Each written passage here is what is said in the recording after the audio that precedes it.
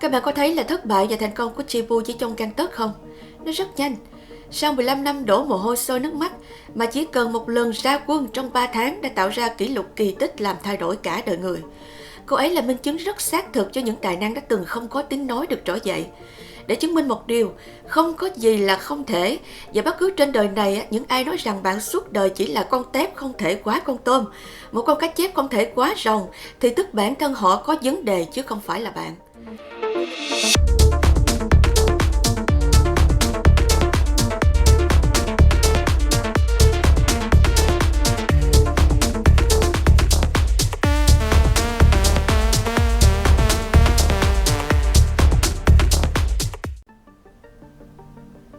Xin chào các bạn, cảm ơn các bạn đã cùng đồng hành với quân sư Eva tại video đặc biệt này. Sau chiến thắng lịch sử của Chipu tại đêm chung kết đạp gió mùa 4 năm 2023, Eva muốn gửi lời chúc nhiệt thành đến Chipu, và Eva tin rằng là khoảnh khắc này đã được chúng ta chờ đợi rất lâu rồi.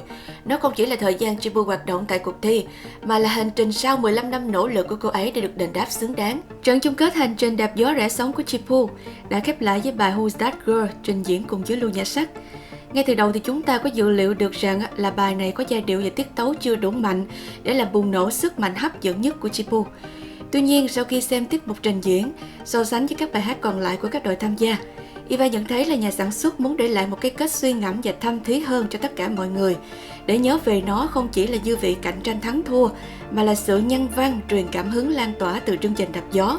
Bài hát Who's That Girl mặc dù không phải quá đặc biệt, nhưng cặp đôi Lưu Nhã Sắc và Chipu đã biến tấu nói trở nên thần thái, thu hút, đầy cảm xúc từ đầu đến cuối. Bài này diễn tả tình yêu và khát vọng, vượt qua những khó khăn và rào cản để cặp đôi đến với nhau. Lúc mở đầu họ nắm tay nhau, khi kết thúc họ lại nắm tay nhau và cười trong đôi mắt ướt. Thật sự mình rất cảm động. Đúng là nghệ thuật có nhiều sắc thái vô cùng phong phú. Bài hát có hay dù rất quan trọng, nhưng nếu người diễn không có thần hồn thì cũng như không. Điểm mạnh của Nhã Sắc và Chipu chính là dung mạo và khả năng diễn đạt. Giọng của họ nghe hợp, khí chất lại tương đồng xứng đôi. Nếu so bài này với bài Why Oh Why của đội Tạ Na thì mình thấy là bài của Chipu hay và ý nghĩa hơn rất nhiều. Bài Why Oh Why của Tạ Na có phân đoạn gây ấn tượng là nhảy trên nền nhạc và phong cách Michael Jackson, giống như ý tưởng chiến thuật của mình có thiết kế cho Chipu. Nhưng theo cảm nhận của mình thì cách sắp xếp đội hình, rap nhạc, khí thế và thần thái của đội Tạ Na làm chưa chín tới, nên dư vị động lại khá nửa vời. Dù kết quả đã được định đoạt như thế nào, Eva tin rằng bài của Chipu và Lưu Nhã Sắc ấn tượng bởi nhờ vào sắc thái, ý nghĩa và hòa hợp của cặp đôi. Trước khi bài chung kết của Chipu và Lưu Nhã Sắc được nhà đài lên sóng, Eva cũng như tất cả các bạn yêu mến Chipu chắc chắn luôn theo sát tình hình tin tức để mà nghe ngóng kết quả cuộc thi. Khi biết được tín hiệu kết quả khả quan, Eva rất vui, nhưng cố gắng chờ đến khi video chính thức của Chipu được phát sóng mới làm bài này, để mà đánh dấu kịp thời khoảnh khắc ý nghĩa và tự hào nhất mà cô ấy đã mang lại cho người hâm mộ nói riêng và người Việt Nam nói chung trước thời khắc lịch sử. Tại sao Eva gọi nó là thời khắc lịch sử? Bởi vì đây là điểm bước ngoặt đánh dấu sự lột xác ngoạn mục của Chipu. Và chiến thắng này đã góp phần to lớn bẻ khóa lời nguyền cho những chặng đường bao nhiêu năm thuyền không chạm bến muốn đến toàn thua của những nghệ sĩ quê nhà với tham vọng lớn sân sang sân chơi quốc tế. Người ta thường nói, thất bại là mẹ thành công, nhưng nói thì dễ, mà để nếm trải sự đáng cay và tủi nhục của sự thất bại năm này qua tháng nọ, thì mấy ai có đủ can đảm, kiên trì, bền bỉ để vượt qua đâu. Thậm chí đôi khi chúng ta nghĩ chắc thất bại trường kỳ đã là số phận. Nhưng các bạn đừng quên rằng mưu sự tại nhân thành sự tại thiên, và mưu sự tại thiên thành sự cũng tại nhân. Tức muốn nói ta nghĩ do trời mà lại do người, ta nghĩ do người mà lại do trời quyết định.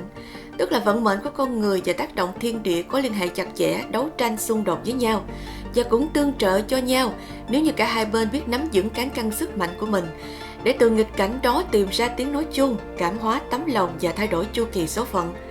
Một trong những lý do khiến cho sự thất bại trở thành chiến thắng vĩ đại, đó chính là bạn dám dấn thân lăn xả, sống hết mình với ước mơ của mình bằng tất cả lòng dũng cảm và trí tuệ tiên phong.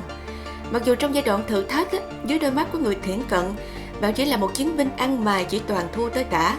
Nhưng trong đôi mắt của người từng trải, người biết nhận ra viên ngọc sáng, bạn chẳng khác gì là một chiến thần dũng cảm giữa lằn tên mũi đạn để mang lại vinh quang cho nước nhà, để thay đổi số phận của bạn. Và theo sự tính toán của thiên cơ, bạn là tinh hoa bị đài và chỉ có thể phát huy sức mạnh đó nếu như bạn tự giải phóng mình khỏi căn nghiệp đó để thấu động lòng trời. Chiến thắng của Chipu đã tiếp thêm sức mạnh cho những người cùng khổ, những tài năng đã từng bị vùi dập, bị kết liễu tương lai quá sớm chỉ bởi vì định kiến và quy chụp cho một xã hội tiên tiến vốn không có công thức cho sự thành công. Các bạn có thấy là thất bại và thành công của Chipu chỉ trong gang tấc không? Nó rất nhanh. Sau 15 năm đổ mồ hôi sôi nước mắt mà chỉ cần một lần ra quân trong 3 tháng đã tạo ra kỷ lục kỳ tích làm thay đổi cả đời người. Cô ấy là minh chứng rất xác thực cho những tài năng đã từng không có tiếng nói được trỗi dậy. Để chứng minh một điều, không có gì là không thể, và bất cứ trên đời này, những ai nói rằng bạn suốt đời chỉ là con tép không thể quá con tôm, một con cá chép không thể quá rồng, thì tức bản thân họ có vấn đề chứ không phải là bạn. Điều nghịch lý là một trong những vũ khí lợi hại nhất có thể giết chết tài năng và cũng làm cho tài năng trỗi dậy oanh liệt, đó chính là sự khinh thường. Với một cô gái trẻ như Chipu, chịu rất nhiều áp lực bao nhiêu năm qua chỉ vì người ta không chịu nhìn nỗ lực và sự nghiêm túc của cô ấy, mà chỉ chăm chăm vào những tiêu chí của quá khứ để áp đặt một cách ngặt nghèo nghiệt ngã.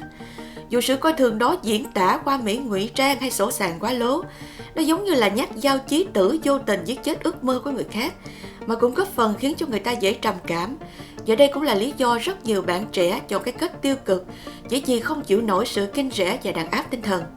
Nhưng không may, sự coi thường đó lại gặp một khắc tinh là Chipu, và cô ấy là đại diện cho những chiến binh không gục ngã dù máu và nước mắt của nhóm bạn sa trường.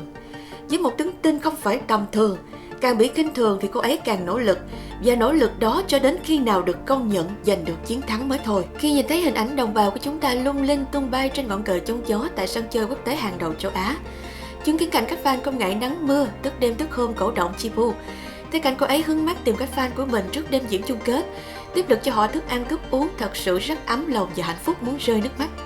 Thật lòng Eva rất đặt cược vào Chipu, đặt cược vào dáng bài này để thông qua cô ấy chứng minh cho thế giới thấy rằng là những gì mình chia sẻ cho cộng đồng bao lâu nay không phải là sự ảo tưởng và dễ dời. Chiến thắng của Chipu đã đồng thời gián tiếp làm điều tương tự đó cho mình, cho rất nhiều người yêu thương và đồng hành với Chi. Cô ấy đã truyền cảm hứng đến những nữ cường nhân Việt Nam đứng lên hiên ngang trước đầu sóng ngọn gió, sẵn sàng chiến đấu hết mình vì màu cờ sắc áo, sẵn sàng cho thế giới thấy dân tộc Việt Nam của chúng ta tuyệt vời như thế nào. Chắc chắn là sự thất bại của một chiến binh ăn mài khốn khó như Chipu đã là quá khứ, vì giờ đây cô ấy đã nếm trải được trái ngọt của vinh quang. Nhưng vẫn còn đó tồn tại rất nhiều chiến binh ăn mài khác đã hàng ngày phải gồng mình với nghịch cảnh một cách bế tắc chưa có được phao cứu sinh. Eva muốn nói với các bạn rằng đừng chờ đợi phao cứu sinh đến với bạn, hãy hành động sáng tạo để tìm ra cơ hội mới, hãy dám bước qua vòng an toàn của mình nếu như bạn có đam mê, nếu bạn làm nó một cách bền bỉ và dũng cảm giống như Chipu. Đời này không có ai có thể cứu mình trừ chính mình, và mọi thứ đều có thể thay đổi nếu như tư duy của bạn thay đổi.